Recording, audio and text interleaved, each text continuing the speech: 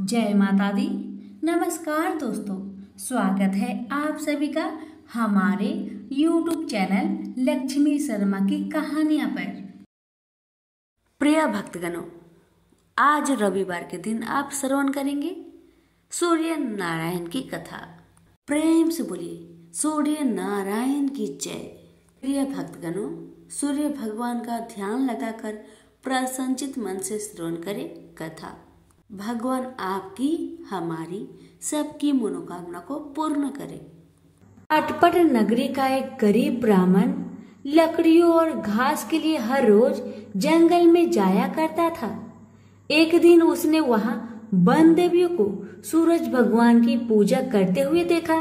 सूर्य नारायण के आह्वान का उनका अनुष्ठान अनूठा था। ब्राह्मण ने साहस जुटाकर उनसे पूछा कि ये क्या कर रहे हैं आप लोग। तब उन्होंने उत्तर दिया, यह सूर्य नारायण का अनुष्ठान है। ब्राह्मण ने कहा, मुझे भी इसकी विधि बताइए। तब वन देवियों ने कहा, नहीं, यह बहुत शक्तिशाली अनुष्ठान है। यदि हम तुम्हें सिखा देंगे तो संभवतः तुम अहंकारी हो जाओगे और इसे विधि पूर्वक न करोगे। ब्राह्मण ने वचन दिया, नहीं, मैं ऐसा बिल्कुल नहीं करूंगा। मैं विनम्रता पूर्वक संपूर्ण विधि का भली भांति पालन करूंगा। तब वन देवियों ने कहा, उसे अनुष्ठान की विधि समझाई कि रविवार को चंदन सार से सूर्य नारायण का चित्र बनाकर उसे पुष्प और फल अर्पित करे। उसके बाद 6 महीने तक हर रविवार को वह ऐसा ही करे। फिर उसके अगले 6 महीने गरीबों को दान करे। ब्राह्मण घर गया और रविवार से अनुष्ठान प्रारंभ कर दिया। उसके अनुष्ठान से सूरज भगवान बहुत प्रसन्न हुए। धन धान्य से ब्राह्मण का घर भर गया। उसे बहुत प्रसिद्धि प्राप्त हुई। एक दिन रानी ने उसे बुलवाया। राजमहल में जाते समय भय से उसकी टांगे कांप रही थी। रानी ने उसे बैठने को आसन दिया और सहृदयता से कहने लगी, डरने की कोई बात नहीं है।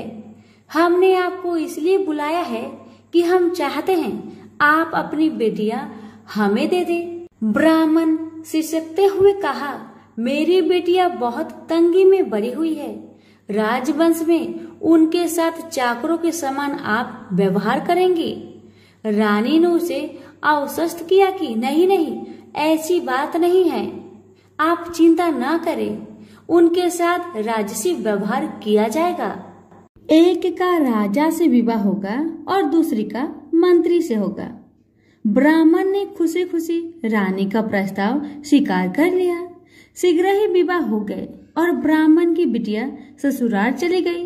पूरे 12 बरस ब्राह्मण उनसे मिलने नहीं आया। वह अपने काम और काज में और अनुष्ठान में व्यस्त रहता था। तथा 12 बरस बाद उसने बेटियों से मिलने की सोची। पहले वह बड़ी बेटी के पास गया। बड़ी बेटी राजा से ब्याही थी। बेटी ने पिता को रत्नजड़ित चौकी पर बिठाया। सुगंधित जल से उनके हाथ पैर धुलवाए और मिठाई परोसी। ब्राह्मण ने कहा, जलपान से पहले तुम मेरी कथा सुनोगी। पर बेटी ने कहा, नहीं बाबा, आज मुझे अवकाश नहीं। महाराज अखेट के लिए प्रस्थान करने वाले हैं। मुझे उनके खाने की व्यवस्था करनी होगी। ब्राह्मण को उसका व्यवहार बहुत अशिष्ट लगा। वह क्रोध होकर वहां से चल पड़ा। ब्राह्मण वहां से छोटी बेटी के पास गया जो कि मंत्री से ब्याही गई थी। बेटी पिता को देखकर बहुत प्रसन्न हुई। बेटी ने उसे नक्काशीदार चौकी पर बिठाया। सुगंधित जल से हाथ पांव धुलवाए और उनके खाने के लिए मिठाई लेकर आई। ब्राह्मण ने कहा, बेटी, जलपान से पहले तुम्हें मेरी कथा सुननी होगी। बेटी ने कहा, हाँ अवश्य बाबा, कथा सुनकर मुझे प्रसन्नता होगी। यह कहकर वह घर के भीतर जाकर 6 मोती लेकर आई।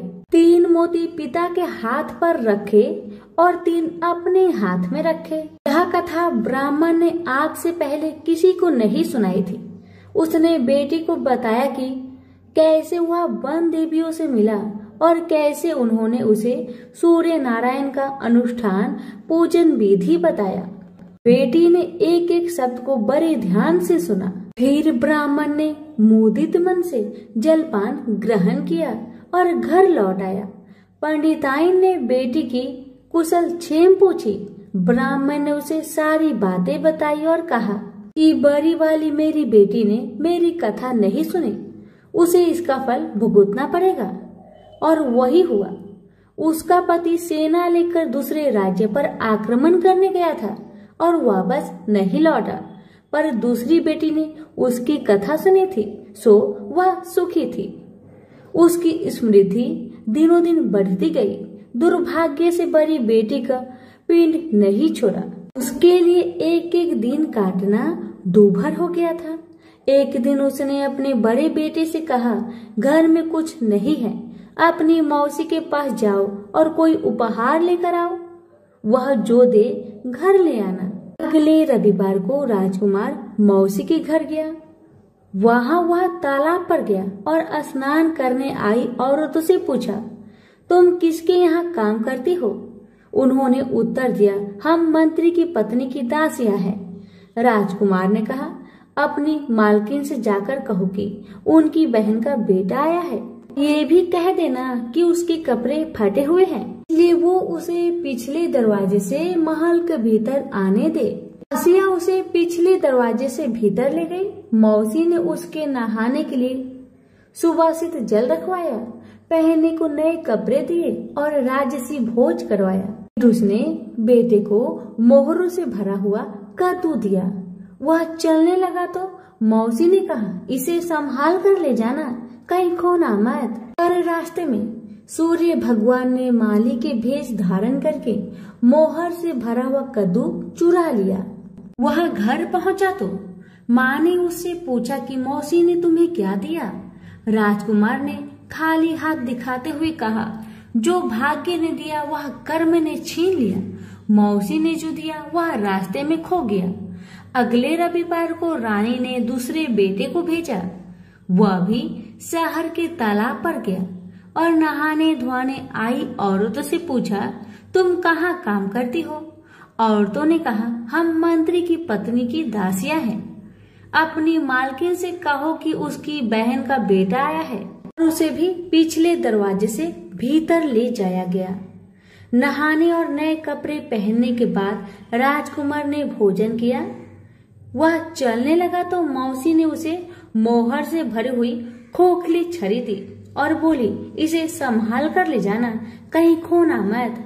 रास्ते में सूरज भगवान ग्वाले का रूप धरकर आए और उसकी छड़ी चुरा लिए।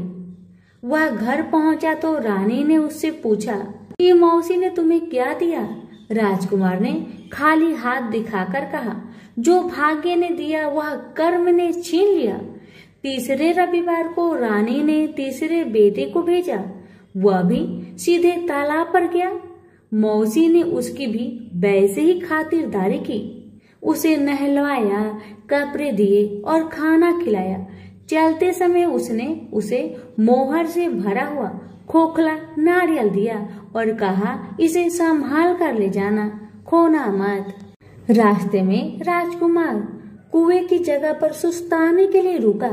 जैसे ही उसने नारियल जगत पर रखा, वह लुढ़क कर कुएं में गिर गया। छपाक।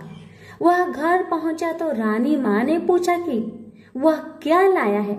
राजकुमार ने जवाब दिया, जो भाग्य ने दिया वह कर्म ने छीन लिया।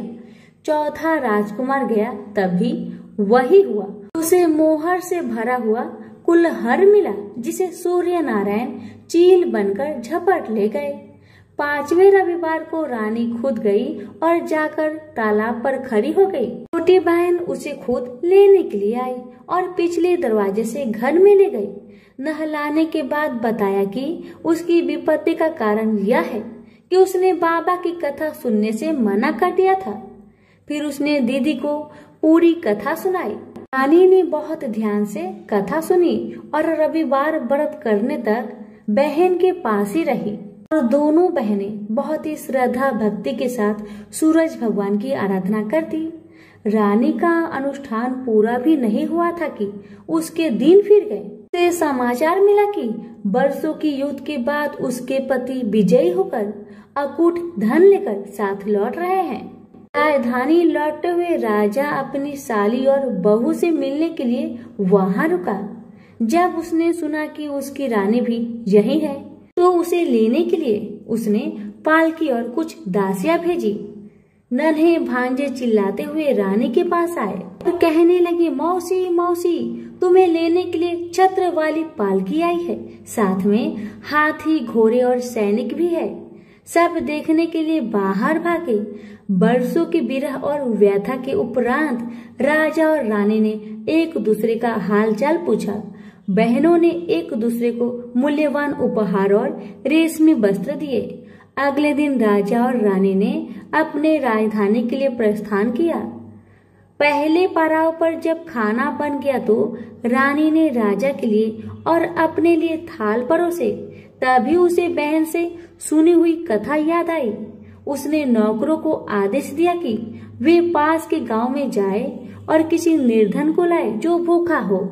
गांव में उन्हें ऐसा कोई नहीं मिला, पर वापस आते समय उन्हें एक भूखा लकड़हारा मिल गया। वे उन्हीं को रानी के पास ले आए। रानी ने 6 मोती निकाले, 3 लकड़हारे को दिए और 3 अपने हाथ में रखे। फिर रानी ने उसे अपने पिता और वन देवियों की कथा सुनाई। लकड़हारे का रोम रोम कान बन गया। कथा सुनते ही उसके गड्डर की सारी लकड़ियां सोने की हो गई। उसने शपथ ली कि वह पूर्ण विधि विधान से सूर्य नारायण का अनुष्ठान करेगा, बिल्कुल वैसे ही जैसे वन देवियों ने ब्राह्मण को सिखाया था। अगले दिन राजा रानी ने दल बल के साथ फिर पड़ाव डाला। खाना बन गया तो रानी ने राजा के लिए और अपने लिए खाना परोसकर सेवकों को किसी निर्धन और भूखे को लाने का आदेश दिया। आज वे एक किसान को लाए जिसकी फसल मुरझा गई थी और कुआं सूख गया था। रानी ने 6 मोती निकाले, 3 किसान को दिए और 3 अपने हाथ में रखे। फिर उसने उसे अपने पिता और वन देवियों की कथा सुनाई।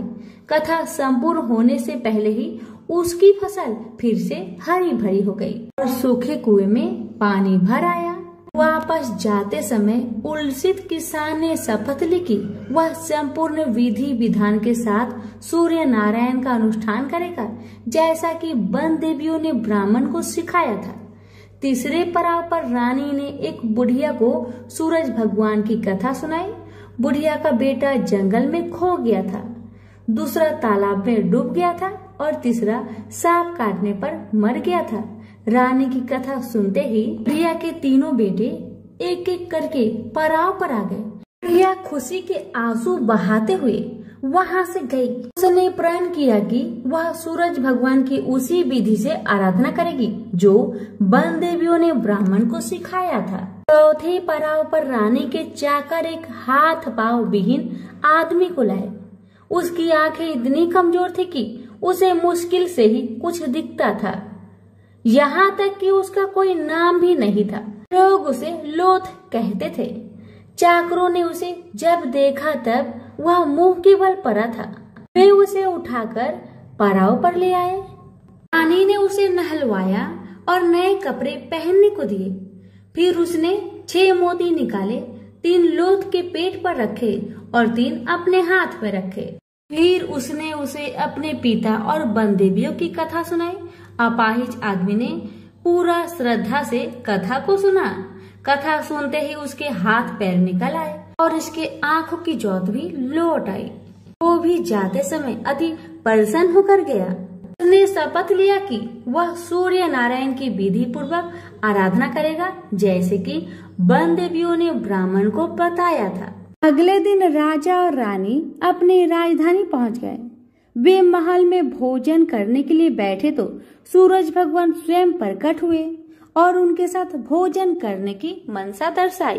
राजन ने महल के सारे दरवाजे खुलवा दिए और अनेकानेक उत्कृष्ट व्यंजन बनाने का आदेश दिया। प्रत्येक पकवान को 6 अलग अलग खुशबुओं के साथ परोसा गया। सूर्य नारायण और राजा खाने के लिए बैठे। सूर्य नारायण को पहले कौर में ही एक लंबा वाल दिखा। वह क्रोधित होकर चिल्लाए, यह किस अधम स्त्री का वाल है? रानी भय से पीली पड़ गई। उसे याद आया कि अपनी विपत्ति के 12 वर्षों में वह उल्टे के नीचे बैठकर कंघी किया करती थी। संभवतः वह उसी का बाल है। वह सूरज भगवान के पैरों में गिर पड़ी, पर सूरज भगवान ने उसे माफ नहीं किया। अंततः रानी ने मोटी मोटी कंबल ओढ़ी, उल्टी में से एक एक लकड़ी निकाली और उस लकड़ी और बाल को शहर के बाहर ले जाकर अपने बाएं कंधे के ऊपर से फेंका। तब कहीं सूर्य नारायण का क्रोध शांत हुआ और उन्होंने भोजन ग्रहण किया। ब्राह्मण, राजा, रानी, उनके बच्चे, मंत्री की पत्नी, लकड़हारा, किसान, बुढ़िया और वह आदमी जिसे लोथ कहा जाता था, सभी को सूर्य नारायण की अनुकंपा से लंबी आयु मिली। जब तक वो जिए सुख से जिए। तो सभी प्रेम से बोलिए, सूर्य नारायण की जय। सूरज भगवान रोज उठते और जग में प्रकाश देने चले जाते। एक दिन भगवान को लगा कि राना दे सुखती चली जा रही है, तो राना दे से पूछा कि तुम्हारे मन में क्या है? राना दे बोली, मेरे मन में खीर खांड के भोजन की इच्छा है।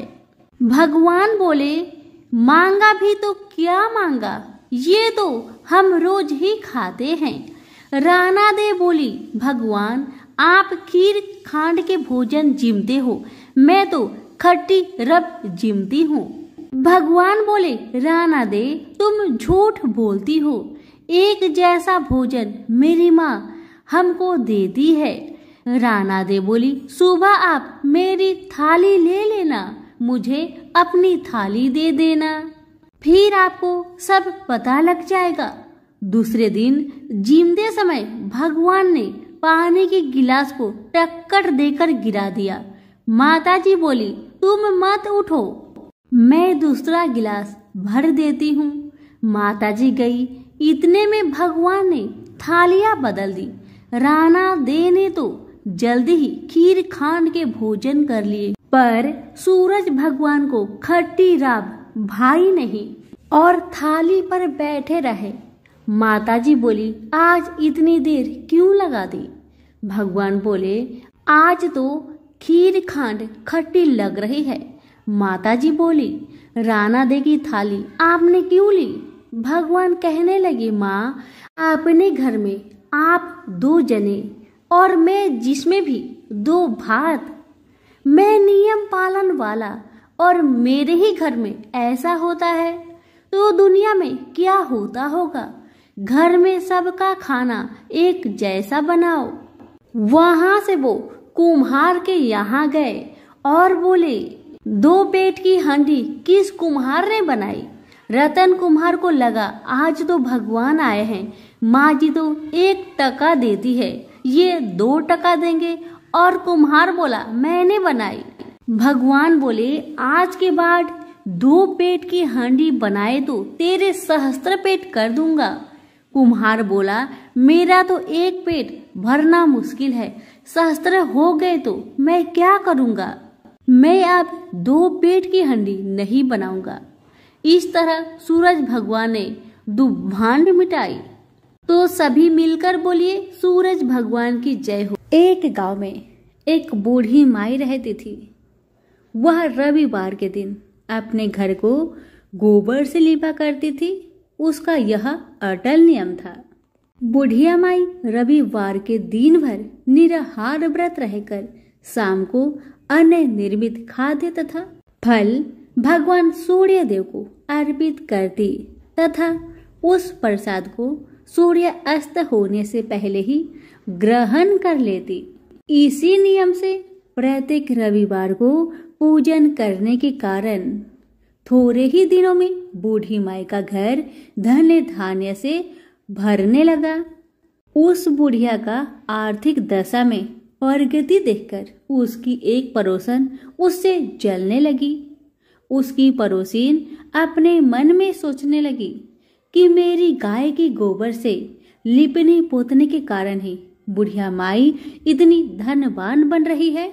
पड़ोसन के मन में आया कि अब बुढ़िया को अपने गाय का गोबर गलती से भी लेने नहीं दूंगी। इसी कारण से वह पड़ोसन अपनी गाय को घर के भीतर बांधना शुरू कर दी, जिस कारण से बूढ़ी माई को गोबर मिलना बंद हो गया। बेचारी बुढ़िया अब तो दूसरे रविवार के दिन अपना घर को गोबर से न लिप सकी, इसलिए बड़ी असुविधा हुई।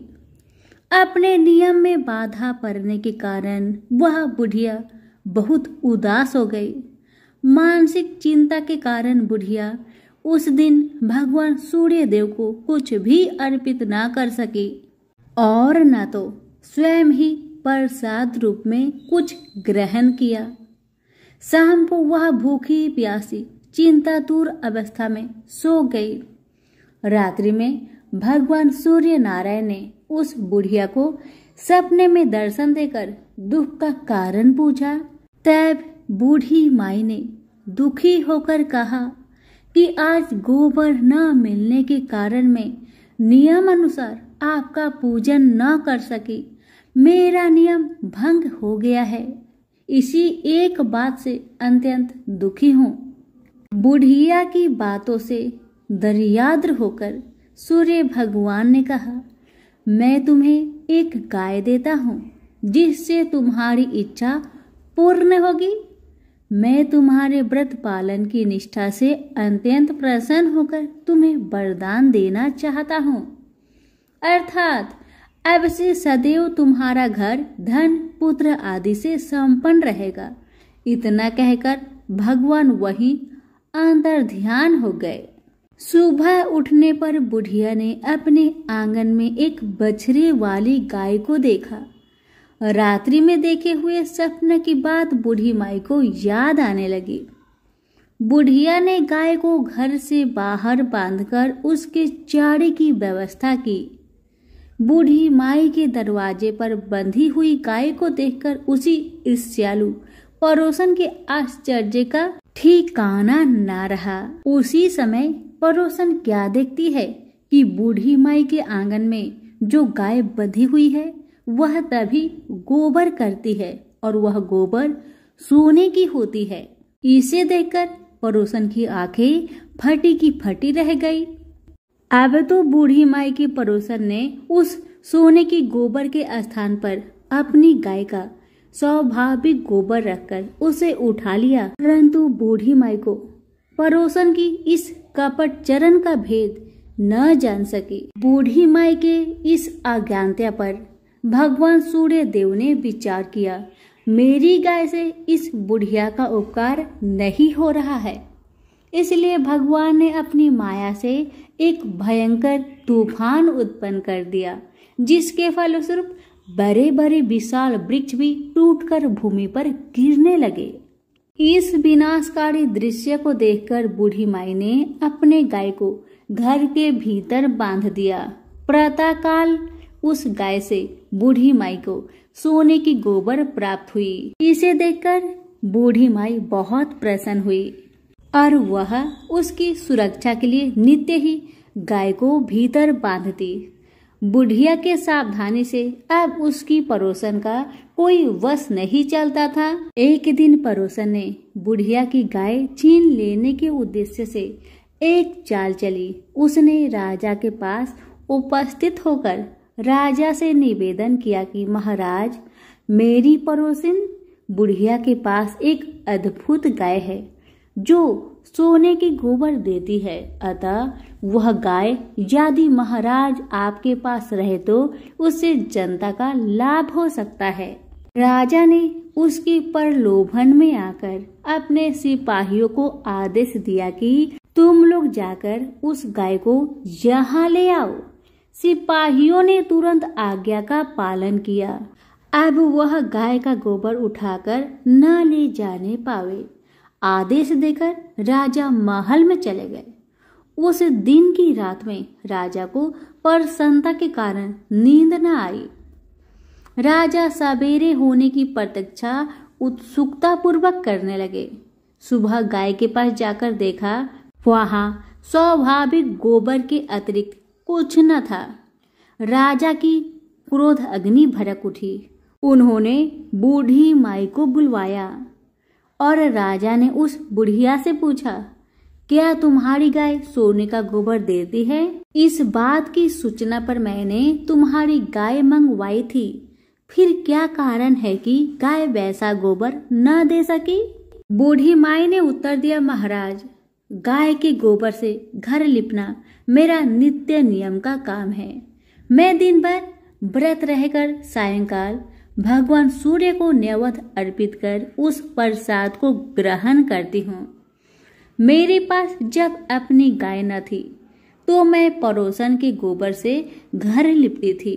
देवयोग से गोबर के अभाव में एक दिन में अपने नियम का पालन न कर सकी।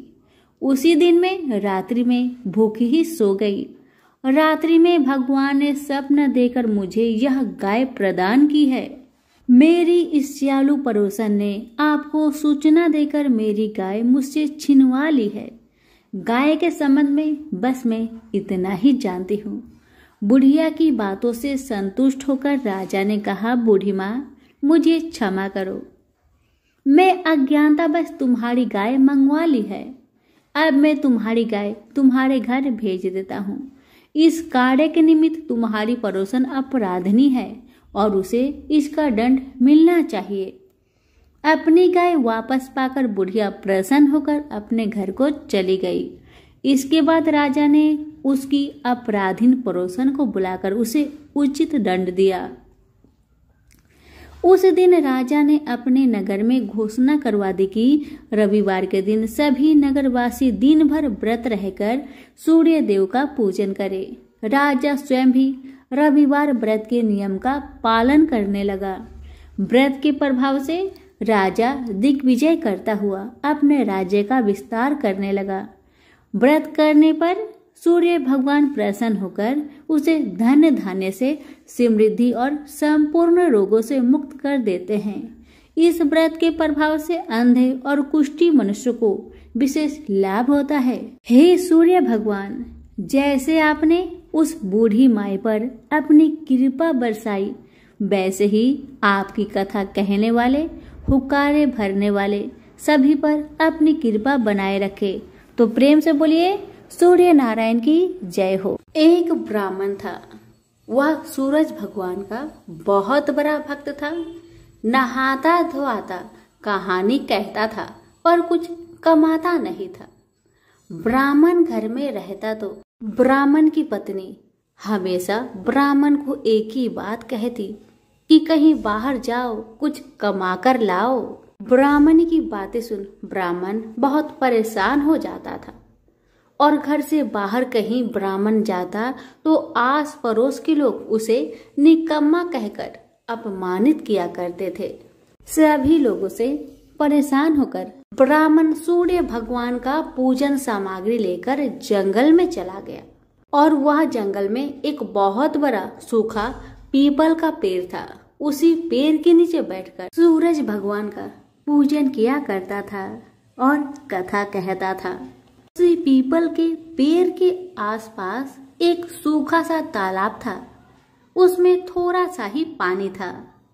उसी पानी से लोटा भरकर वह ब्राह्मण सूर्य नारायण को जल चढ़ाया करता था। पूजा का जल बहकर सूखे पीपल के वृक्ष से होकर सूखे तालाब में जाया करता था। जल के जाते ही सूखे पीपल हरा भरा हो गया और सूखी तालाब साफ पानी से भर गया। तालाब का पानी इतना साफ हो गया कि उसी जल में सूर्य नारायण दिखाई देने लगे और कहने लगे, ब्राह्मण वर मांग, तू क्या मांगना चाहता है? ब्राह्मण ने सुना तो घबरा गया। सोचने लगा कि पीपल में कोई भूत प्रेत तो नहीं रहता। जब भी ब्राह्मण सुबह सूर्य नारायण का पूजा करता तभी आवाज आता। ब्राह्मण इस आवाज को सुनकर बहुत चिंता में पड़ गया और चिंता के कारण उसका शरीर दुबला हो गया। ब्राह्मणी भी कभी कभार अपने पति ब्राह्मण से जंगल में मिलने आया करती थी। ब्राह्मणी ने जब ब्राह्मण को दुबला पतला होते हुए देखा तो उसने पूछा, ब्राह्मण देव, आप दिन ब दिन सूखते क्यों जा रहे हैं? इसका क्या कारण है? तब ब्राह्मण ने सारा कहानी बताया। तब ब्राह्मणी ने कहा कि आपकी पूजा के बाद ही आवाज आती है ना, मुझे तो ये लगता है कि सूरज भगवान स्वयं ही आते हैं। मुझे लगता है सूर्य नारायण आपके व्रत से प्रसन्न है, वह आपको वरदान देने के लिए आते हैं। इसलिए इस बार जब भी आपको आवाज आए तो आप घबराइएगा मत, कुछ भगवान से मांग लीजिएगा। ब्राह्मणी की बातें सुन ब्राह्मण बोला, मैं कैसे मांगू और क्या मांगू? मुझे मांगना तो आता ही नहीं। अगर ज्यादा कुछ मांगना हो तो कहीं कुछ भूल जाओ तो, इसलिए तुम ही कुछ ऐसा उपाय बताओ जिससे मैं एक ही बार में सारा कुछ मांग लूं। ब्राह्मण की बातें सुन ब्राह्मणी ने उत्तर दिया, ब्राह्मण देव, जब भी सूर्य भगवान आपसे वरदान मांगने को कहे तब आप इस प्रकार से कहना, 9 खांडे महल के अंदर सोने के पालने में पर पोते को दास दासियों द्वारा खिलाते अपने आंखों से देखो। इस प्रकार लंबी उम्र, महल, बेटे पोते, पर पोते और धन सब मिल जाएगा। क्योंकि जब धन होगा तभी तो सोने का पालना दास दासियां होंगे और आंखें घुटने ठीक होंगे, और तभी तो पर पोते को सोने के पालने में झूला झूला सकेंगे और देख सकेंगे। दूसरे दिन पूजा के बाद जैसे ही आवाज आया तो ब्राह्मण ने वैसा ही किया जैसे ब्राह्मणी ने समझाया था। ब्राह्मण ने हाथ जोड़कर सूर्य भगवान से प्रार्थना किया, हे सूर्य नारायण, अगर आप मेरे पूजा से प्रसन्न है तो मुझे वर दीजिए कि 9 खांडे महल के अंदर सोने के पालने में पर पोते को दास दासिया द्वारा खिलाते अपनी आंखों से देखो। ब्राह्मण की बातें सुन सूरज भगवान ने कहा, देखने में तो ब्राह्मण सीधा साधा भोला भाला लगता है, पर एक ही बार में सब मांग लिया।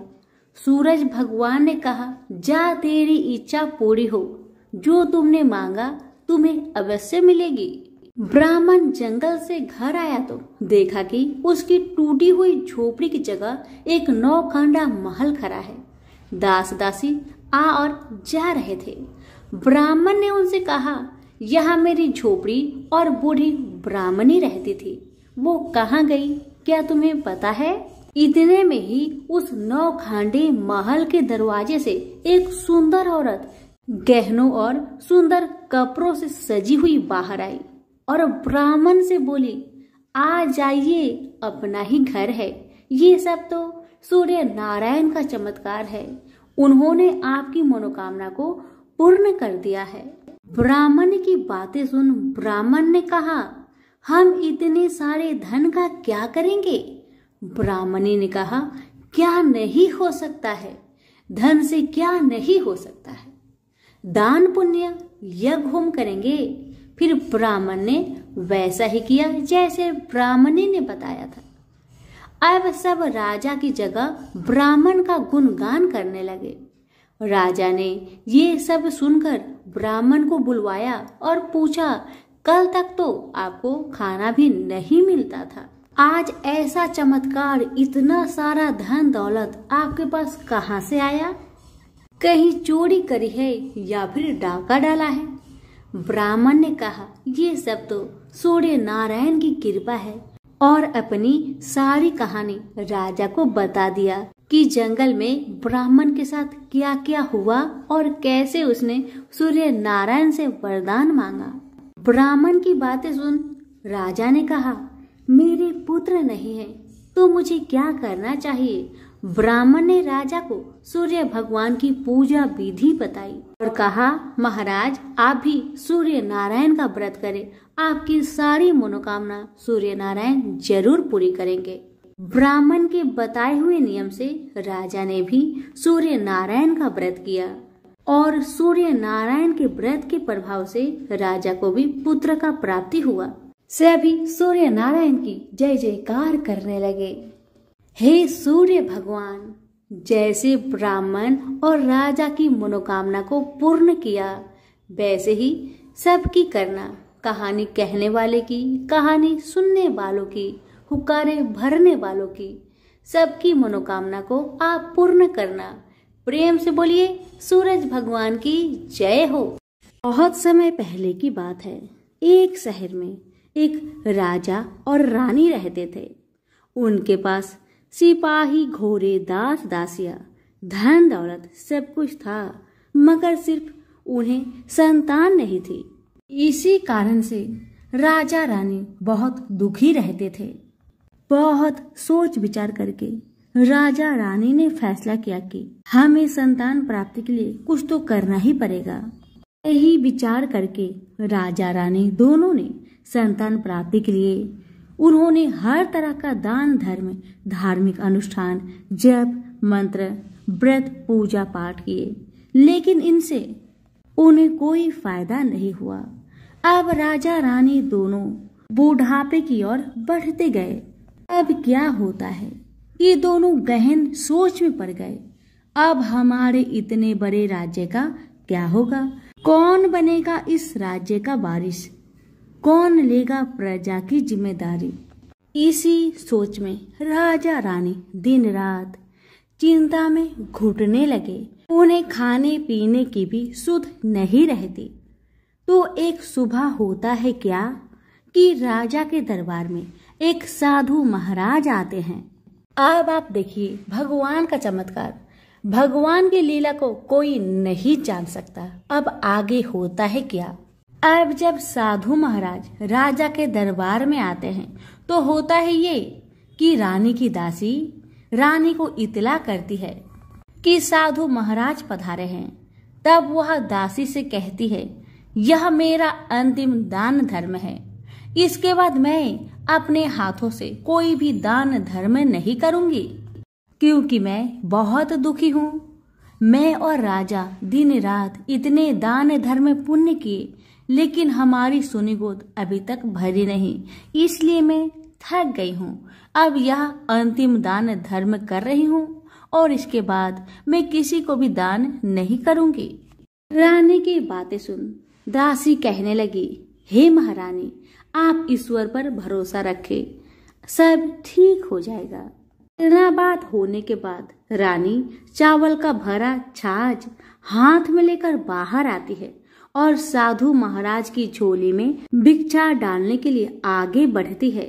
तो उसके चेहरे पर छाई चिंता साधु महाराज के दृष्टि में आती है। रानी को उदास देखकर साधु महाराज उससे पूछने लगे, हे महारानी जी, क्या हुआ? आप इतना उदास क्यों हैं? मुझे बतलाइए, शायद मैं आपका कुछ मदद कर सकूं। तब रानी साधु महाराज को अपनी सारी कहानी बताती है और रोने लगती है। उस पर वह साधु महाराज कुछ पल के लिए गंभीर सोच में पड़ जाते हैं और कहते हैं, चिंता मत करिए रानी जी, आपकी संतान की इच्छा पूरी हो जाएगी। आपकी कोख से एक पुत्र जन्म लेगा, मात्र वह 14 साल तक ही आप लोगों के पास रहेगा। इसके आगे वह इस मृत्यु लोक में नहीं रह पाएगा। इससे बढ़कर आपको कुछ देना मेरे लिए संभव नहीं है। अपनी पूरी बात कहने के बाद साधु महाराज अपनी झोली में हाथ डालते हैं और थोड़ी सी भभूत निकालकर रानी को दे देते हैं और कहते हैं, महारानी जी, आप और महाराज दोनों इसे बांटकर ग्रहण कर लीजिएगा, इससे आपको जल्द ही पुत्र प्राप्ति होगी। इतना कहकर साधु महाराज वहां से चल पड़े। साधु महाराज के जाते ही रानी सोचने लगी कि 14 साल तो 14 साल ही सही, उतने समय के लिए हमें पुत्र तो मिलेगा, यही हमारे लिए बहुत है। उतने साल तक मैं अपने बच्चे को जी जान से प्यार करूंगी, बहुत प्यार दुलार से उसे बड़ा करूंगी, उसे ढेर सारा प्यार दूंगी, अपने संतान की मुराद पूरी करूंगी। उस रात अपना राजकाज खत्म करके राजा जब रानी के पास गए तो तो रानी ने महाराज को सारी बात बता दी जो साधु महाराज ने बताई थी, और साथ में साधु की दी हुई भभूत को राजा को दिखाकर बोली, साधु महाराज ने यह भभूत हम दोनों को ग्रहण करने के लिए कहा है। रानी की बात सुनकर राजा कहने लगे, इतना दान धर्म किया हमने, जब तब किया, कोई फल नहीं मिला। अब इस भभूत से हमें संतान की प्राप्ति होगी, तुम्हें लगता है? उस पर महारानी ने कहा, नहीं पता महाराज, भगवान की लीला को कौन जान सकता है। एक बार हम साधु महाराज के बताए अनुसार करके तो देखे, भगवान की क्या मर्जी है। इस पर राजा बोले, अब हमें इस भभूत से संतान की प्राप्ति होगी। उस पर रानी बोली, अब इतना सब कुछ आपने कर ही लिया, अब इसको भी करके देख लीजिए। रानी की बार बार एक ही बात कहने पर महाराज ने कहा, ठीक है रानी, तुम्हारी खुशी के लिए मैं जरूर करूंगा। तो राजा जब राजी हो गया तो फिर क्या होता है कि राजा रानी दोनों स्नान करते हैं, फिर अपने भगवान का स्मरण करते हैं, सूर्य नारायण का पूजन करते हैं और अपने पुरखों को स्मरण करते हैं, और उस साधु महाराज का नाम स्मरण करके वह भभूत दोनों बांटकर खा लेते हैं। उसके बाद दोनों निश्चित होकर सो जाते हैं। अब ऐसे ही करके दिन बीतने लगे और साधु द्वारा कहे अनुसार रानी गर्भवती हो गई। उस पर राजा रानी दोनों की खुशी की ठिकाना ना रहा। राजा ने रानी से बोला, महारानी, सचमुच साधु महाराज की तो कृपा हो गई हम पर। इसी तरह समय बीतने लगा तो 9 महीने 9 दिन और 9 घंटे पूरे होकर रानी ने एक सुंदर गोरे चिट्टे पुत्र को जन्म दिया। राजा ने बड़ी धूमधाम से पुत्र का नामकरण किया। सारे राज्य में 8 दिन तक अन्न सतपर्ण रखा गया, उत्सव मनाया गया। अब पुत्र की कुंडली देखने के लिए राज्य के सबसे बड़े विद्वान पंडित जी को बुलाया गया। तो कुंडली देखकर पंडित जी बड़े चिंतित हो गए। कहने लगे, महाराज, हमारा राजपुत्र सिर्फ 14 साल तक हमारे पास रहेगा। राजा को पहले से ही इस बात की भनक थी कि रानी को साधु महाराज ने यही बात बताया था। महाराज को साधु महाराज की सारी बात याद थी। दोनों चुप रह जाते हैं। उसके बाद राजा और रानी बड़े लाड़ प्यार से अपने बेटे की परवरिश करते हैं, उसकी हर ख्वाहिश पूरी करते हैं। थोड़े समय के लिए ही सही, सूर्य नारायण ने संतान की अपनी मुराद पूरी तो कर दी, इससे वे समाधान मानते थे। राजपुत्र दिन प्रतिदिन बड़ा होता है। जब वह 7 साल का हो जाता है तो राजा एक दिन अच्छे गुरु की नियुक्ति करके उसे पढ़ाई लिखाई, राजशास्त्र, शस्त्र विद्या, घोड़सवारी इत्यादि 12 विद्याओं का शिक्षण देते हैं। जब वह सब शास्त्र विद्या में पारंगत हो जाता है और 12 साल की उम्र का हो जाता है, तब एक अच्छी सी राजकन्या खोजकर उसकी शादी कर देते हैं। शादी के जब 2 साल बीत जाते हैं, बेटा 14 साल का हो जाता है। एक दिन राजपुत्र राजा से कहता है, पिताजी, मैं अपना सारा राज्य घूमकर देखना चाहता हूँ। आज तक मैंने सिर्फ इस राजबाड़े के अतिरिक्त कुछ भी नहीं देखा। बेटे की बात सुनकर राजा चिंतित हो जाते हैं, क्योंकि पुत्र को 14वां साल शुरू हुआ था। अब कोई अनहोनी होने का वक्त नजदीक आ पहुंचा था, लेकिन राजा ये सब बातें पुत्र को बता नहीं सकता था। वह क्या करता है कि चेहरे पर खुशी लाकर बेटे से कहता है, हाँ बेटा, जरूर जाओ बेटा, तुम्हें अपना सारा राज्य घूमकर देखना चाहिए। कहाँ क्या है ये सब जानना चाहिए, क्योंकि कल मेरे बाद तुम्ही को तो राजा बनना है। मात्र एक बात का ध्यान रखना, तुम जहाँ जा रहे हो, क्या कर रहे हो, ये बात तुम अपनी पत्नी को नहीं बताना। पुत्र कहता है, ठीक है पिताजी, आपने जैसा कहा मैं वैसा ही करूंगा। अब क्या होता है कि राजपुत्र दिन भर अपनी पत्नी के साथ मौज मस्ती करता है, खुशियां मनाता है और रात को ठीक 12 बजे बिस्तर से उठकर बाहर चला जाता है। फिर पौ फटने से पहले वापस अपने महल में आकर सो जाता है। ऐसे बहुत दिनों तक चलता रहा। अब पुत्र का 14वां साल खत्म होने में कुछ ही दिन बाकी रहते हैं। इतने में क्या होता है कि उसकी पत्नी यानी छोटी रानी रात में जाग जाती है। वह देखती है कि बिस्तर पर राजपुत्र है ही नहीं। वह महल में सब जगह देखती है, राजपुत्र कहीं भी नजर नहीं आते। तो वह क्या करेगी, किससे कहेगी? वह चुपचाप रहती है। फिर सुबह होने पर वह देखती है कि उसका पति अपनी जगह में सोया हुआ है। छोटी रानी अपने पति से कुछ पूछती, लेकिन दूसरी रात भी वैसा ही होता है, तीसरी रात भी, चौथी रात भी, ऐसे बहुत दिन तक चलता है। रानी बहुत ही चिंतित हो जाती है। आखिर मेरे पतिदेव रात को कहाँ जाते हैं, किससे मिलने जाते हैं? रानी के मन में ढेर सारे सवाल उठते हैं, लेकिन उसे पूछने में डर लगता था, शायद राजकुमार गुस्सा ना कर बैठे। फिर उसने सोचा सास ससुर से पूछने के बारे में तो उसकी कुल मर्यादा बीच में आ जाती थी। तो इस तरह मन ही मन वह घुटती रही। इस हालत में उसे खाने पीने में कोई दिलचस्पी नहीं होती। बेचारी पति की चिंता में दुबली पतली होती रही। एक दिन की बात है, उस राज्य में एक फूल बेचने वाली बूढ़ी मालिन थी। वह हमेशा छोटी रानी को फूल देने उसके महल में आती थी। उस बुढ़िया का ध्यान छोटी रानी पर जाता है। वह उससे पूछती है, बेटी तुम्हें किस बात का दुख है? तुम इस तरह सूखकर कांटा क्यों होती जा रही हो?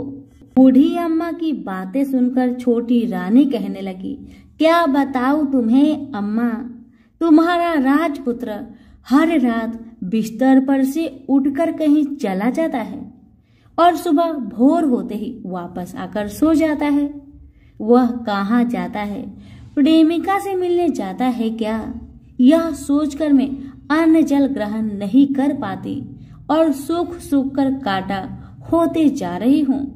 छोटी रानी की बातें सुनकर बूढ़ी अम्मा कहने लगी, मैं तुम्हें एक उपाय बताती हूँ बेटी, तुम ऐसा करना कि आज रात तुम सोना ही मत। आज तुम राजपुत्र के पीछे जाकर देखना कि वह कहाँ जाता है, क्या करता है, उसकी अच्छी से पहरेदारी करना।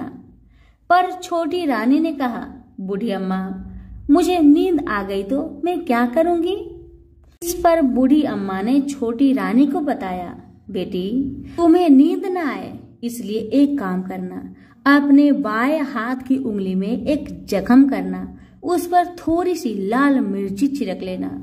उससे तुम्हें बड़ी जलन होगी और उस पीड़ा से तुम्हें रात भर नींद नहीं आएगी। रानी ने बूढ़ी अम्मा के कहे अनुसार करती है। उंगली की जलन से छोटी रानी को बड़ी देर तक नींद नहीं आती, लेकिन बाद में वह सो जाती है।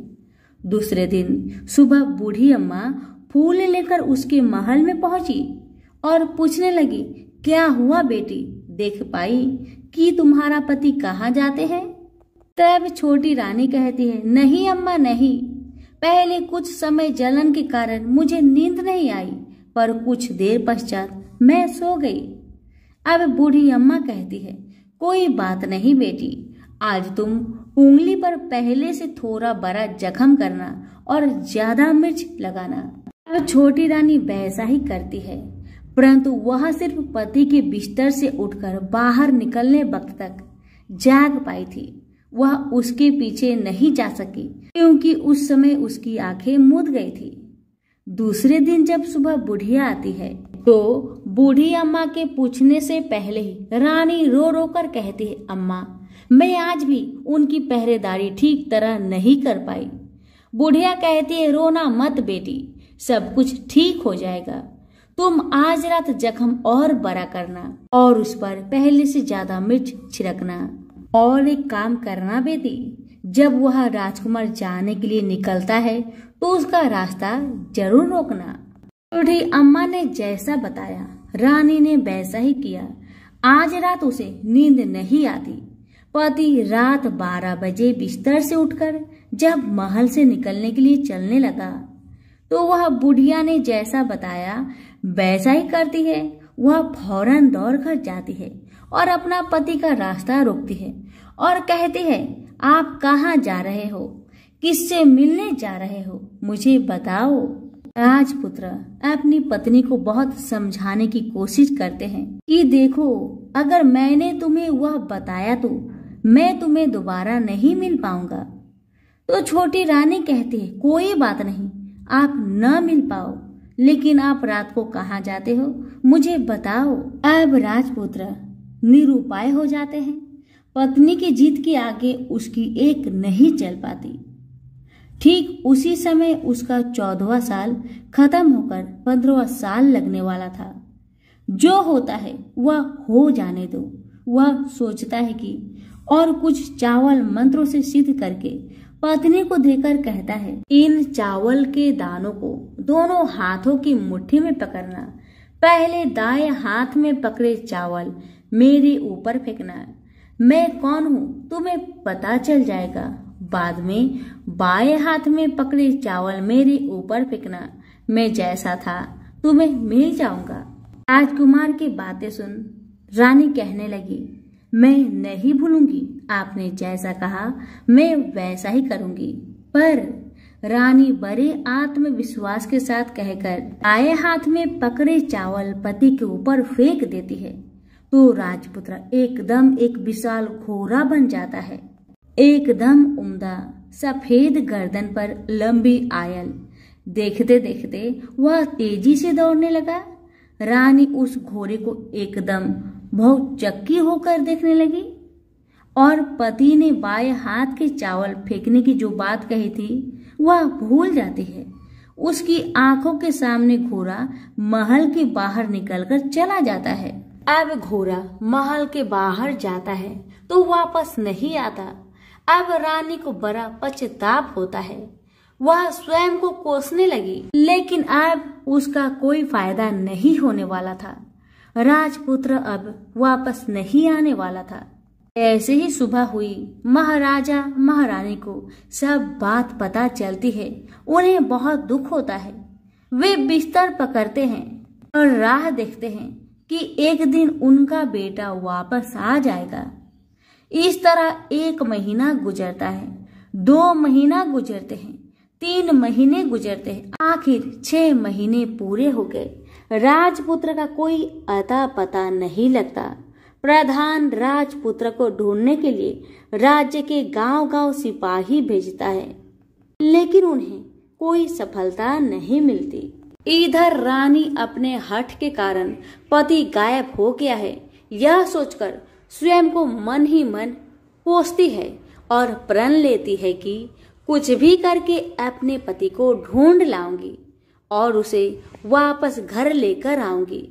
एक दिन वह सुबह उठकर अपने सास ससुर के महल में जाती है और कहती है कि मैं अपने पति की खोज में जा रही हूँ। महाराजा महारानी को और क्या चाहिए था, कुछ भी करके उनका बेटा उन्हें वापस मिलना चाहिए था। वे अपने बहू को जाने की अनुमति देकर कहने लगी, बेटी तुम्हें जो भी चाहे वह करो, जहाँ जाना है वहाँ जाओ, लेकिन हमारे बेटे को वापस लेकर आओ। सूर्य भगवान तुम्हें कामयाबी दे। अब रानी क्या करती है कि अपना शाही भेष बदलकर एक सेठानी बन जाती है और अपने साथ कुछ दास दासियों को, कुछ नौकरों को साथ में ले जाती है। कुछ सामान साथ लिया और राज्य की सीमा पर जाकर वहां एक भोजनालय खोल दिया। वहां आने वाले सब यात्रियों को खाना मुफ्त में देने लगी। मात्र शर्त ये थी कि खाने वाले को उसकी देखी कोई अजीब चीज उसकी मालकिन को यानी राजकन्या को बतानी पड़ेगी। तो वहां आने वाला हर नागरिक अपनी तरफ से मैंने ये देखा, मैंने वो देखा कहकर मुफ्त में खाना खाकर चले जाते थे। परंतु रानी को जो बात चाहिए थी वह अब तक नहीं मिली थी। ऐसे ही कुछ दिन बीत गए तो इधर क्या होता है कि रानी के महल फूल लेकर जाने वाली बुढ़िया के एक बेटा और बहू थे। उनका एक छोटा बेटा था, यानी बुढ़िया का एक पोता था। तो बेटा और बहू सुबह काम के लिए निकलते थे तो पोते को संभालने की जिम्मेदारी बुढ़िया पर रहती थी। बुढ़िया दिन भर पोते को संभालती थी। एक दिन होता है क्या कि बुढ़िया को पान खाने की आदत थी, तो पान लगाने के लिए चूना चाहिए था। वह उसे तैयार करने के लिए सीपियां लेकर आई। इन सीपियों भूनने के लिए गोबर के कंडे चाहिए। कंडे इकट्ठे करने के लिए बांस की टोकरी लेकर चरवाहे के मैदान पर गई। वहां बहुत सारे कंडे थे। उन्हें जमा करते करते उसे घर आने में अंधेरा हो गया। इधर और शाम होते ही काम से वापस बेटा बहू घर पहुंचते हैं तो देखा कि बच्चा घर पर अकेला है और रो रहा है। वह दोनों गुस्से से लाल पीले हो गए। इतने में बुढ़िया घर आ पहुंची। बेटा ने पूछा, पोते को घर पर अकेला छोड़कर तुम कहाँ गई थी? बुढ़िया बताने लगी कि मैं गोबर के कंडे इकट्ठे करने गई थी। इस पर बेटा बोला, दोबारा बच्चे को अकेला घर पर छोड़कर यदि कहीं गई तो मैं तुम्हें पीटूंगा। इस पर बुढ़िया कहने लगी, नहीं बेटा नहीं, फिर कभी ऐसा मैं नहीं करूंगी।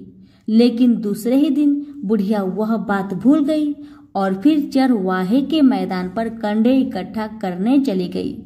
शाम को जब बेटा बहू काम से वापस लौटे तो देखते हैं कि बच्चा घर पर अकेला है और वह रो रहा है। अब उसके बेटे की सहन शक्ति खत्म होने लगी और बुढ़िया के वापस आने पर उसे घर से निकाल दिया।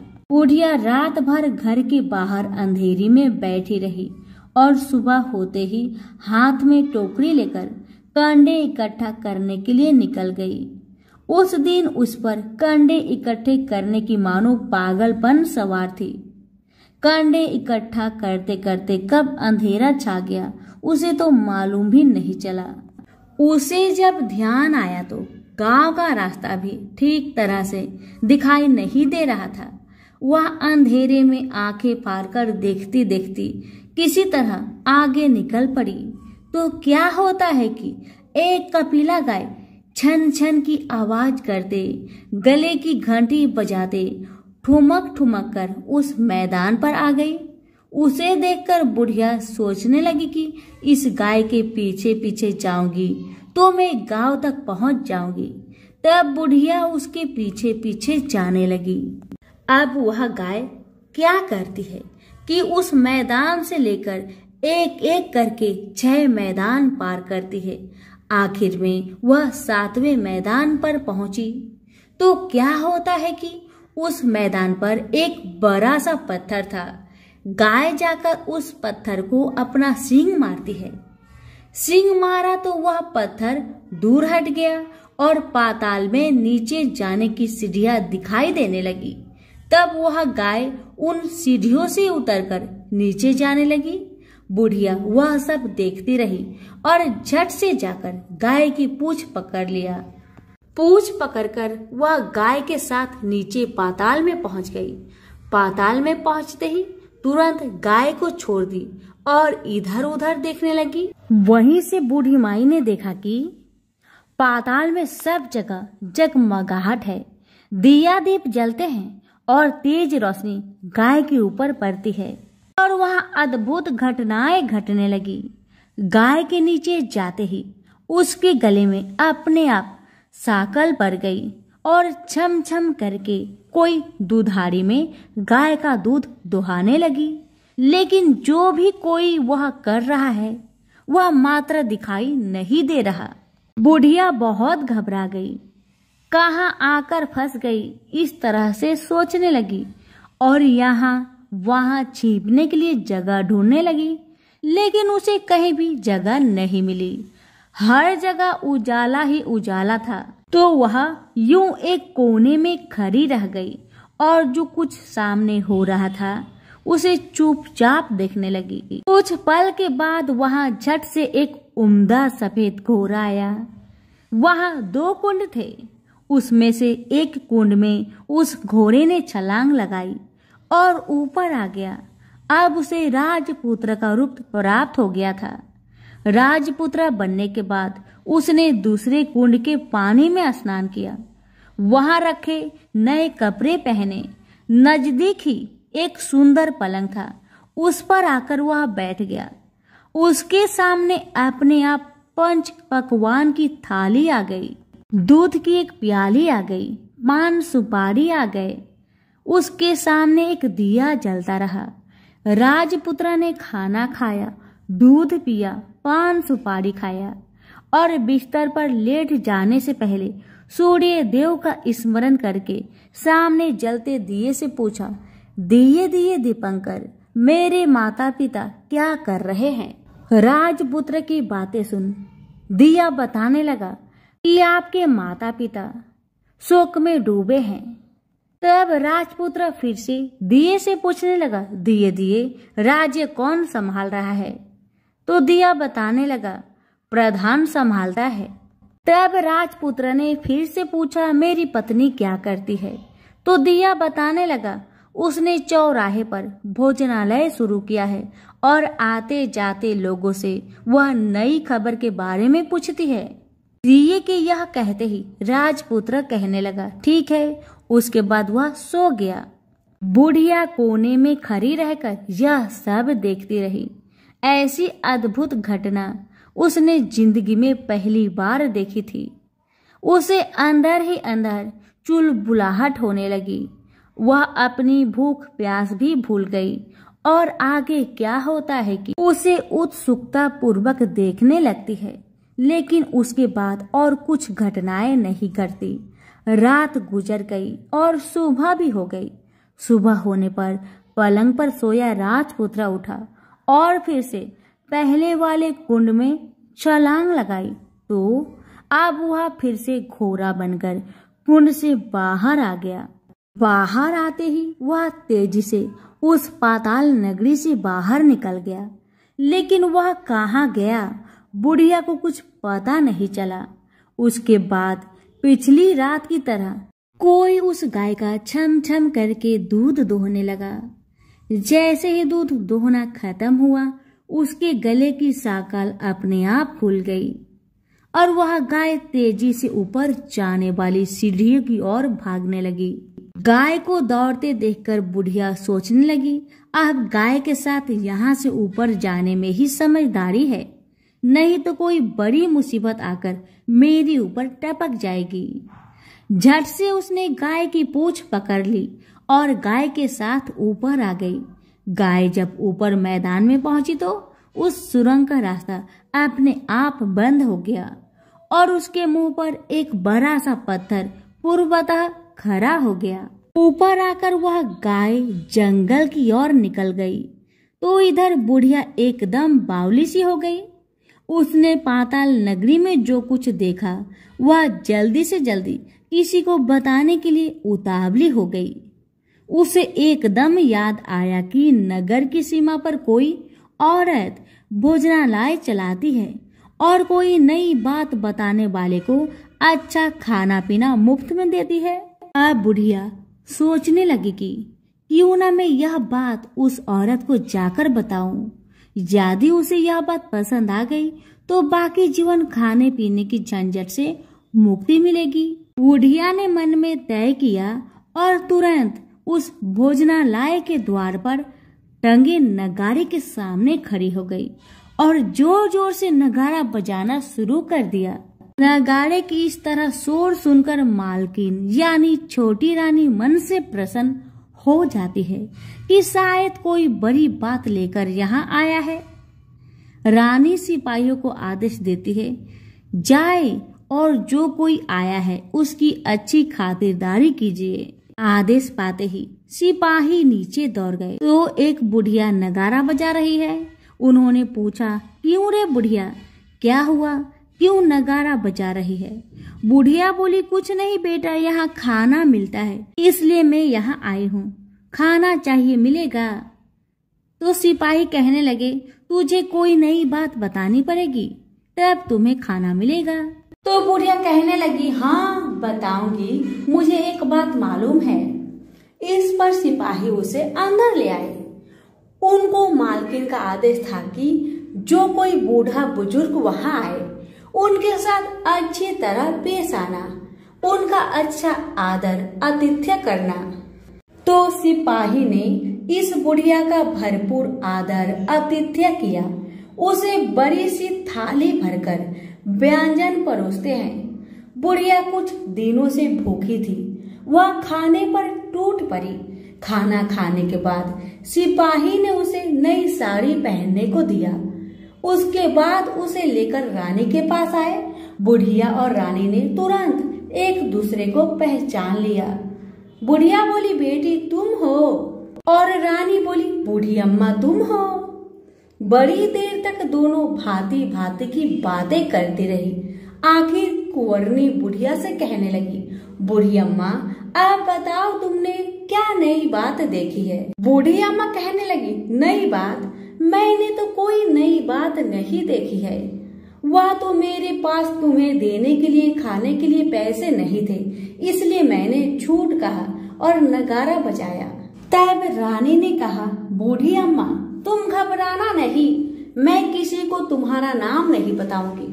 फिर भी बुढ़िया मैंने देखा, कब देखा करके आनाकानी करने लगी। इस पर कुंवरनी ने उससे कहा, देखो बूढ़ी अम्मा, यदि तुमने मुझे वह नई बात बताई तो जिंदगी भर मैं तुम्हारी देखभाल करूंगी, तुम्हें रानी की तरह रखूंगी।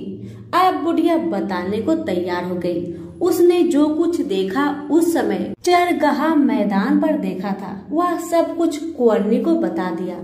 बुढ़िया की वे बातें सुनकर कुंवरनी को यकीन हो गया कि वह राजपुत्र उसी का पति है। वह तुरंत बुढ़िया से कहने लगी, बूढ़ी अम्मा मुझे उस जगह पर ले चलो। बूढ़ी अम्मा कहने लगी, नहीं बेटी नहीं, वह पाताल का राज्य है, सांप है वहां पर। यदि किसी ने तुम्हें देख लिया तो तुम्हारी जान खतरे में पड़ सकती है। लेकिन रानी उसकी एक भी नहीं सुनती, उसे उस जगह ले जाने के लिए हठ करने लगी। आखिर में बुढ़िया ने कहा, ठीक है मैं तुम्हें ले चलती हूँ, पर आज नहीं कल वहां जाना है, तो शाम को ही जाना है, याद रखना। तो दूसरे दिन दोपहर को रानी बुढ़िया के साथ उस मैदान पर गई और एक जगह छुपकर गाय के आने की राह देखने लगी। दिन ढलते ही अंधेरा घेरने लगा और गाय हमेशा की तरह वहां आ गई। मैदान के उस कोने में जाकर उसने पत्थर पर सींग मारा तो झट से पत्थर हटकर वहां सुरंग में जाने का रास्ता खुल गया। गाय उस रास्ते से नीचे उतरने लगी तो बुढ़िया रानी से कहती है, जल्दी आगे बढ़ो बिटिया, हम गाय की पूंछ पकड़कर नीचे उतरेंगे। तो दोनों गाय की पूंछ पकड़कर नीचे उतर गई। बुढ़िया पहले जिस कोने में छिपी थी उस कोने में छिप गई। अब नीचे सब कुछ पहले जैसा घटित हो रहा था।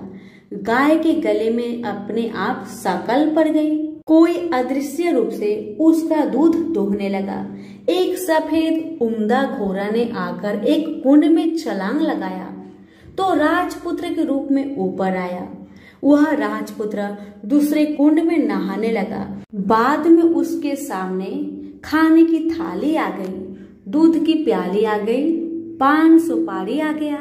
राजपुत्र सब कुछ ग्रहण करके सोने के लिए पलंग पर गया तो सोने से पहले सूर्य देव का स्मरण करके वह दिए से पूछने लगा, दिए दिए दीपंकर, मेरे माता पिता क्या कर रहे हैं?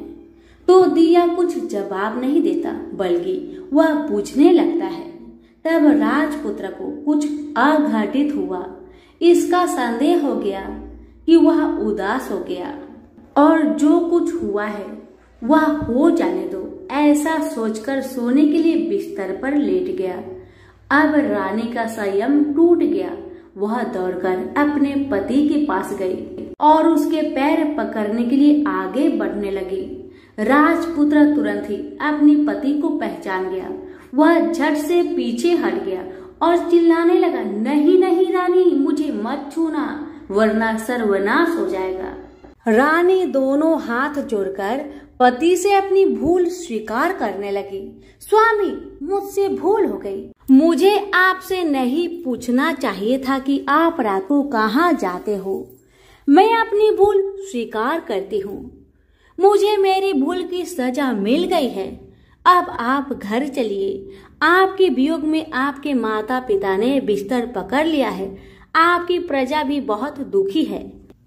उस पर राजपुत्र कहने लगा, वही तो एक बार तुम गलती कर बैठी हो, अब दोबारा मत करना, नहीं तो अब मैं तुम्हें जो दिख रहा हूँ वह भी नहीं दिखूंगा। रानी अब विलाप करने लगी, जोर जोर से जमीन पर सिर पटकने लगी। राजपुत्र के मन में उसके प्रति दया उत्पन्न हो गया। वह उससे कहने लगा, यदि तुम मुझे पाना चाहती हो तो तुम्हें एक काम करना होगा। काम बड़ा कठिन है, लेकिन वह तुम्हें अकेले करना होगा। तब छोटी रानी ने कहा, कहो स्वामी, कितना भी कठिन काम हो मैं वह पूर्ण करूंगी।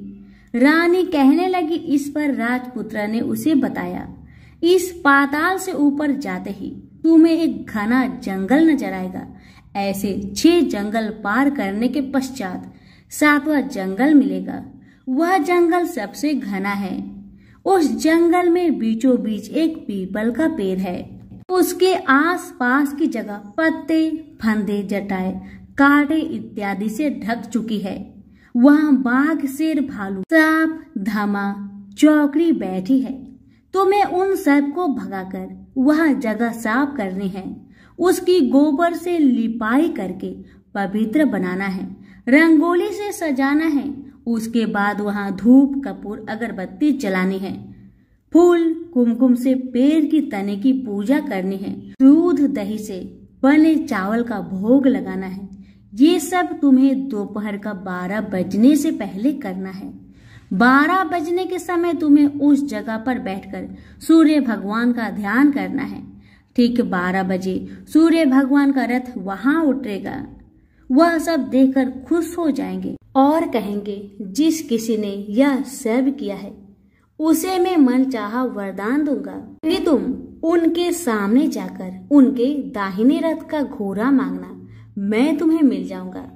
इतनी बात कहकर राजपुत्र अपने पलंग पर सो गया और छोटी रानी भोर होने की राह देखने लगी। भोर होते ही वह बुढ़िया के साथ गाय की पूंछ पकड़कर ऊपर आ गई। ऊपर आने के बाद वह बुढ़िया से कहने लगी, अम्मा, अब मैं अकेले ही आगे जाऊंगी, तुम भोजनालय वापस जाओ। वह जंगल में जाकर राजपुत्र की बताई जगह ढूंढने लगी और स्वयं आरी से वह जगह साफ करने लगी।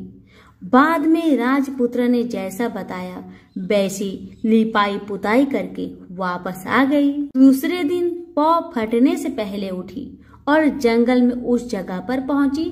वहां जाकर इत्र, गुलाब का पानी छिड़ककर वह जगह सुगंधित की। धूप, अगरबत्ती जलाकर उसे पवित्र किया और पूजा की सब सामग्री वहां तैयार रखकर सूर्य भगवान का ध्यान करने बैठ गई। जैसा कि पति ने बताया था, दोपहर को ठीक 12 बजे सूर्य भगवान का रथ उस पीपल के पेड़ पर आकर रुकेगा।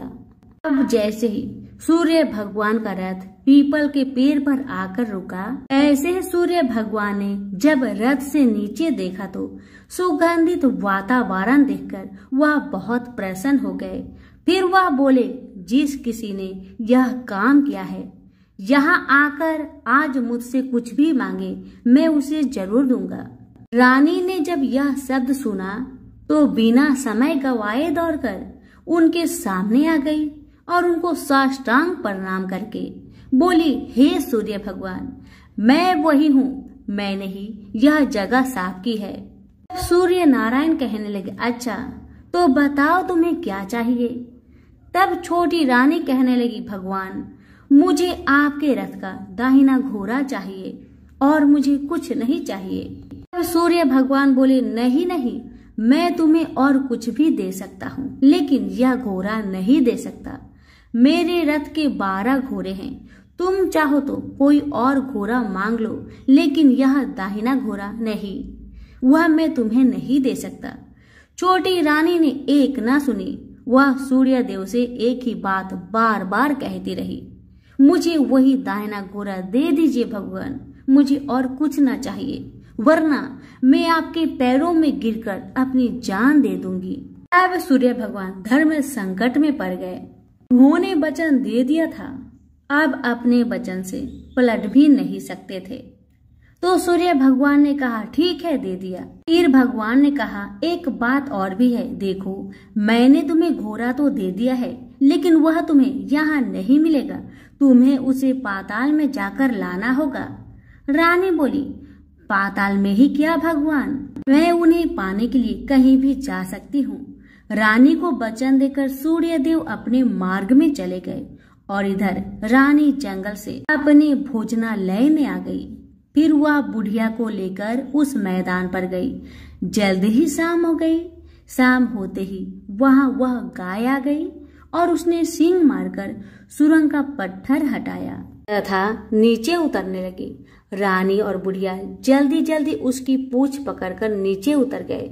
नीचे पाताल में सब घटनाएं पहले की तरह घटने लगी। घोड़े का एक कुंड में नहाकर राजपुत्र बन जाना, नहा धोकर पलंग पर बैठना, तो उसे खाने की थाली, दूध की प्याली आना, पान सुपारी आना। लेकिन आज एक बात नई घटी। आज 2 थाली, 2 दूध की प्याली, 2 पान सुपारी उसके सामने आए। वह कुछ नहीं बोला, अपने हिस्से की थाली खाकर, दूध पीकर और पान सुपारी चबाकर वह सोने चला गया और हमेशा की तरह दिए से पूछने लगा, दिए दिए दीपंकर, मेरे माता पिता क्या करते हैं? तो दिया बताने लगा, वे दोनों तुम्हारे सुख में मरने की उपस्थिति में पहुंच गए हैं। ऐसा सुनकर झट से राजपुत्र की आंखों से आंसू टपकने लगे। फिर वह पूछने लगा, दिए दिए दीपंकर, मेरा राज्य कौन चला रहा है? इस पर दिए ने बताया, तुम्हारा राज्य प्रधान चला रहा है और वह सब कुछ हड़प चुका है, प्रजा पर बहुत अत्याचार कर रहा है। सब सुनकर राजपुत्र को बहुत गुस्सा आया। वह गुस्से में अपनी मुट्ठी भींचने लगा। अब वह पूछने लगा, दिए दिए दीपंकर, मेरी पत्नी क्या कर रही है? अब दिया कुछ नहीं बोला, चुप रहा। अब रानी का संयम जवाब दे गया। वह दौड़कर पति के गले लग गई। इस पर राजपुत्र कहने लगा, अब मैं तुम्हें मिल गया। इस पर छोटी रानी कहने लगी, आप सच कहते हो स्वामी, अब आप फिर से घोड़े तो नहीं बनोगे? तो राजपुत्र कहने लगे, नहीं, दोबारा मैं घोड़ा नहीं बनूंगा। तुमने जो इतने सारे कष्ट उठाए मुझे पाने के लिए, इसलिए सूर्य देव ने मुझे सदा के लिए घोड़े के जन्म से मुक्त कर दिया है। राजपुत्र ने बड़े प्यार से कहा और उसे गले लगाया, उसके आंसू पोंछे। कुछ देर पश्चात भोर हो गई तो गाय की श्रृंखला टूटकर वह ऊपर भूलोक जाने लगी। रानी, राजपुत्र और बुढ़िया उसकी पूंछ पकड़कर ऊपर आ गए। ऊपर आने पर वे सीधे भोजनालय में पहुंचे। वहां का सब सामान लोगों में बांट दिया और उसको ताला लगाकर अपने राज्य में लौट गए। राजपुत्र को वापस आता और उसके तेवर देखकर प्रधान घबरा गया। राजपुत्र ने उसे बंदी बनाकर कैद खाने में डलवा दिया और राज्य की बागडोर अपने हाथ में ले ली। उसके बाद वह अपने माता पिता को मिलने उनके महल में गया। तब राजपुत्र क्या देखता है कि उसके माता पिता उसके शोक में अस्थि पंजर बने हुए हैं। पुत्र को वापस आया देखकर मरणासन राजा रानी की आंखों से आंसू टप टप बहने लगी। इन दोनों ने पुत्र को गले लगाया, उसे प्यार से सहलाया। इतना होने के बाद उनके सेहत में एकदम सुधार आने लगी। वे अब बिस्तर से उठकर बैठ गए, पुत्र को आशीष देने लगे। राजपुत्र के आने की खबर तुरंत राज्य भर में फैल गई। प्रजा खुशी से फूले नहीं समाई। प्रजाजन राजमहल के सामने इकट्ठे हो गए। राजपुत्र ने भी उन्हें दर्शन दिए और आज से उन्हें कोई दुख नहीं पहुंचाएगा, ऐसा वचन भी दिया। अब राजा अपने पुत्र का राज्य अभिषेक करके उसे सिंहासन पर बैठाता है और बहू को महारानी का दर्जा देता है और स्वयं अपनी पत्नी के साथ ईश्वर स्मरण करते खुशी से दिन बिताता है। महाराजा बना राजपुत्र अच्छी तरह से राज्य चलाने लगा और अपनी पत्नी के साथ सुख शांति से जीवन बिताने लगा। उस बुढ़िया को रानी ने अपने ही पास रख लिया, उसकी अच्छी तरह से देखभाल करने लगी। बुढ़िया और उसके बुढ़ापे के दिन खुशी से गुजरने लगे। तो सभी मिलकर बोलिए सूर्य नारायण की जय हो। कथा अगर अच्छी लगे तो दूसरों को शेयर करना ना भूले। धन्यवाद।